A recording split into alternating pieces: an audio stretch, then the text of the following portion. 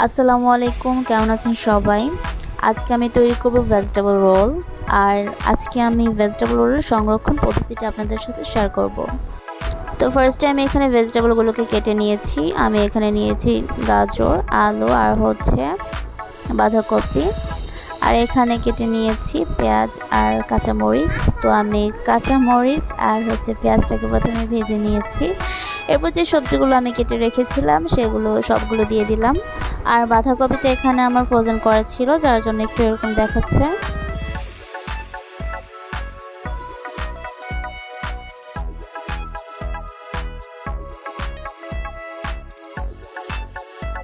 তো ভেজিটেবলটা দেওয়ার কিছুক্ষণ পর আমি এখানে গরম মশলার গুঁড়ো, সয়া সস, টমেটো সস আর পরিমাণ মতো লবণ অ্যাড করব।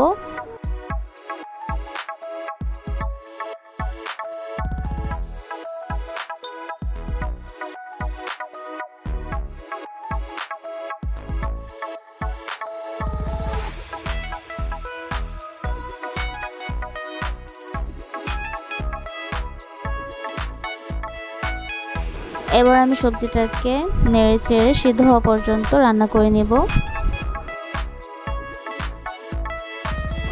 সবজিটা অলমোস্ট কমপ্লিট হয়ে গেছে। এবার আমি রোলের জন্য ডো করে নেব। আমি এখানে 2 কাপ ময়দা, পরিমাণ মতো লবণ, 1 চামচ চিনি আর কিছুটা তেল দিয়ে মাখিয়ে নিব।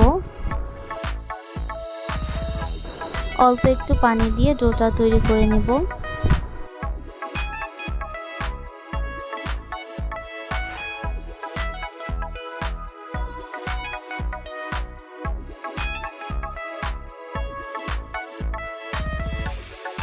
ডোটাকে আমি ভালো করে ময়ান করে নিয়েছি। এবার আমি রোলের জন্য প্রথমে একটি রুটি বেলে নিচ্ছি।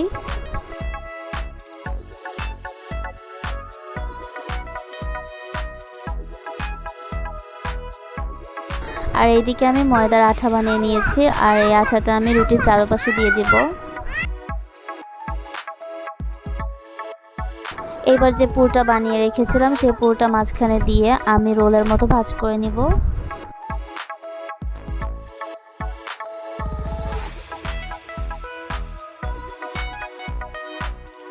প্রতিটা রোল আমি এভাবে তৈরি করে নিয়েছি।